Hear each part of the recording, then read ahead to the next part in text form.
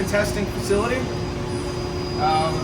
Its nickname is the Shake and Bake Facility, and you're about to see why. Okay, so these right here in front of me are what are called thermal vacuum chambers. Okay, these thermal vacuum chambers can simulate the temperature and conditions of space. Okay, now NASA, we test everything down to the nuts and bolts. All right, it's imperative that we ensure that our spacecraft have the material structure to survive those conditions of space. The last thing we would want is to test something, everything to look right, and then get to space and suddenly break. And it's a multi-million-dollar mistake.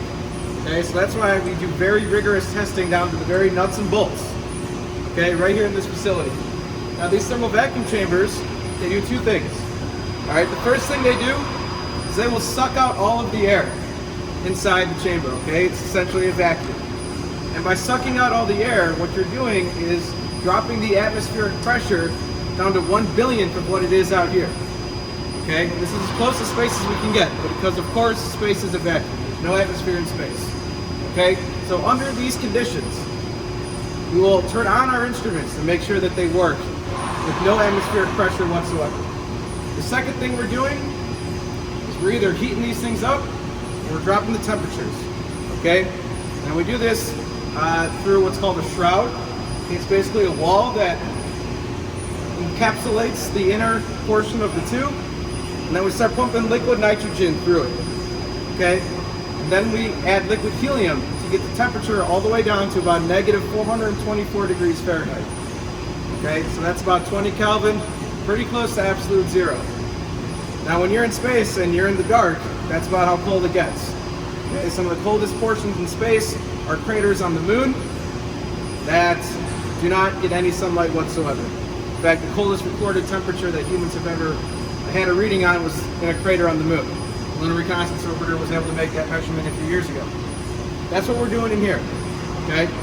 Now you'll see different sizes for these thermal vacuum chambers. Some of them are larger. Some of them we can fit CubeSats or larger assemblies of instruments. Others, such as 281 in the back, we're testing nuts and bolts. Okay. So depending on the size of our assembly, this is their first stop. Okay. Follow me. We'll continue on. Here is used for thermal induction, meaning this is where we heat stuff. Some of our satellites and our instruments are facing the sun. Okay? And when you're facing the sun, and again there's no atmosphere, you're being exposed to direct UV light, which turns out is very hot. That's very hot thermal energy that's impacting the spacecraft. That's what we're testing in here. You'll notice that some of these chambers are encapsulated plastic. Okay, now these are called mobile clean rooms. You can see that there's air filters on the top. Okay, and I'm going to explain more about clean rooms in a little bit. But essentially, the point is to ensure that no contaminants or particulates are getting on our spacecraft as we're taking them in and out of the facility. Okay? This is the Space Environment Simulator. It's also a thermal vacuum chamber. This has been in use since 1962.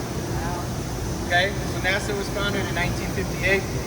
Goddard was the first space center that NASA commissioned, and this is where the first satellites were built. Okay. Now those engineers back then, they thought of everything: test, validate, verify. Okay. 3 tenets of integration, spacecraft integration, and that's what they did here. So much so that they built 2 of these. The second one was behind this white wall. Okay, turns out we didn't use the second one as much. Back then they were called Papa Bear and Big Mama. Okay, so Papa Bear was decommissioned and we kept all the spare parts. Big Mama still remains. Okay, you can tell by its design, it's not new. Okay, but it's been upgraded over the years. It was originally built with analog systems.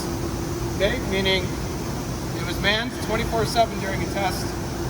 Levers were controlling the pressure, temperature, the influx of nitrogen, helium, so on and so forth. Over the years it's been automated. Okay. Now you're looking at 2/3 of it.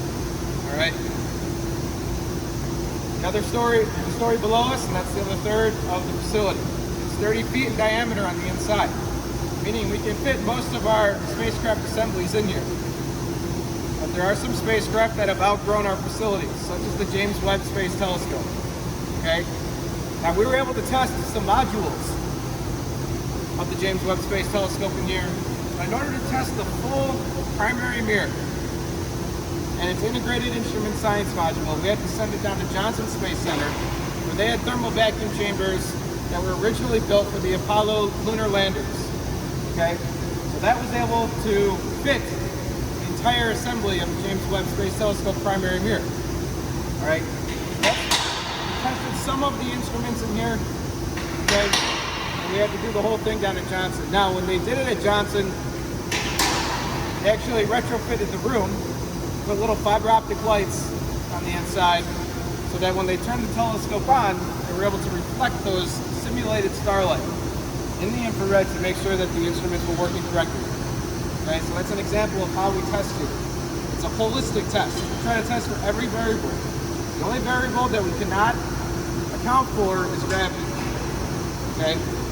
Now we have a centrifuge here. I'm very sorry to say that we can't go and see it today because it's closed. We've been undergoing some upgrades, so it's a safety thing.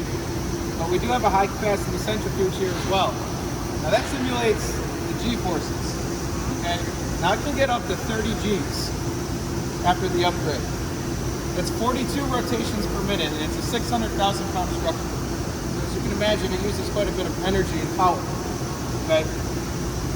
Now if you want to look it up, just search high capacity centrifuge on YouTube, and you'll see some tests that were done in there, some recent tests. Early 2000s, the NTSB invited all the car manufacturers here to test the SUVs. Now, if you remember, a lot of the SUVs were tipping over on off-ramps at very low speeds, talking 35, 40 miles per hour. This was causing accidents, fatalities. It was a bad situation. So NASA partnered with the NTSB, and they invited all the car manufacturers here to test their SUVs. Some of that footage is on YouTube as well. On a lighter side, we've also had a cappella groups come and sing in there. It's a 180-foot room, enclosed in concrete, with very good reverberation. So there's also videos of that. So please look it up. And again, I'm sorry that we can't see it today. The way this facility here works, the Space Environment Simulator, that rounded top kind of looks like R2-D2's head. That will slide off, okay? Goes back into the right. Now, over there you can see a big yellow structure. That's a crane, all right? Typically we'll bring our spacecraft assemblies and we'll park them right here, all right? They'll be in a clean container, and we will hoist them up with that crane. You can see that the track of the crane actually runs all the way down to the very loading bay door there, okay? Typically they'll stop here, hoist it up, and lower it inside the facility, then we will close the cap, seal it up, and begin the process. It takes about a week to get this down to the space environment conditions. Okay, does anybody recognize this? I wouldn't expect you to. You're going to be seeing a lot more of it in the coming years. This is the large deployable aperture cover for WFIRST. Okay, it's an engineering model. This isn't the real one. WFIRST is the next flagship space telescope mission for NASA after James Webb. Okay, and this is the aperture cover. And this was inside this facility for the last 180 days. Okay, so it's undergoing a test right now. You can hear it in action. I'm not 100% sure. I believe it's some more WFIRST hardware. But engineers like to make practice models, okay, before they actually build the real thing. This helps us calibrate our instruments, okay, and ensure that our designs are in proper working order before we start building the actual spacecraft. This is the deployable aperture cover. This will be on top of WFIRST to shield it from thermal light, okay? I believe there's a chart over here. You guys want to step around, which is ongoing right now. Solar array sun shield is what's in there as we speak. You're witnessing a live test. I'll call this one the White House. It's worth pointing out that this was built with leftover money from Hubble, which that sort of thing doesn't exist anymore. So this room is actually undergoing some upgrades. We're replacing some of the filters, new paint job, new lights. Your photos should come out better now. So we have LED lights as opposed to fluorescence inside. see the difference between the two rooms. One's yellow, one's white. Okay. New floor. You can actually can't see it because it's underneath this dolly, but there's an indentation where the other high capacity thermal vacuum chamber was. Mama bear, as they called it. No, Papa bear, I'm sorry.